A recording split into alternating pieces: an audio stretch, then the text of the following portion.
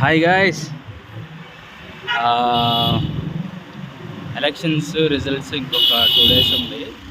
So అందుకని నర్సరావుపేటలో మొత్తం shops మొత్తం బంద్ చేయమని చెప్పేశారు.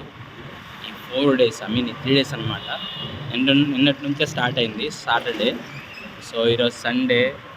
సో మండే, ట్యూస్డే కూడా సో గొడవలు అవుతాయి అని చెప్పేసి లాస్ట్ టైం పోలింగ్ రోజు గొడవలు అయింది బాగా. పోలింగ్ రోజు అయింది, నైట్ అయింది, సాయంత్రం కూడా తెల్లారు కూడా కొద్దిగా అయినట్టుంది. సో అందుకని మొత్తం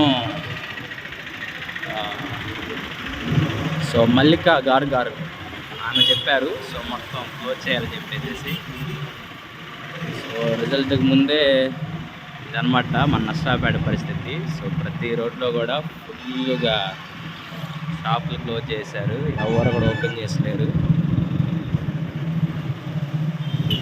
గెలిచే వాళ్ళు గెలుస్తారు, ఓడే వాళ్ళు ఓడిపోతూనే ఉంటారు. అది కామన్, అది ప్రజలు తీర్పిస్తారు ఎవరు గెలవాలి ఎవరు ఓడాలని. అందుకోసం గొడవలు అనేది మంచిది కాదనేది నా అభిప్రాయం. అంటే మీరేమంటారు కామెంట్ రూపంలో తెలియచేయండి. Thank you guys for watching our channel. So ఇది మన నర్సరావుపేట. సో మన నర్సరావుపేటలో ఇలాగుంది.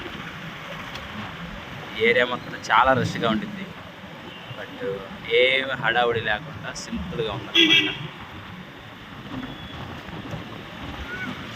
చూడొచ్చు, చూడండి, పిల్లలకి అంత టైం దొరికింది ఆడుకోవడానికి, అంత ఏరియా దొరికింది. చూస్తున్నారా?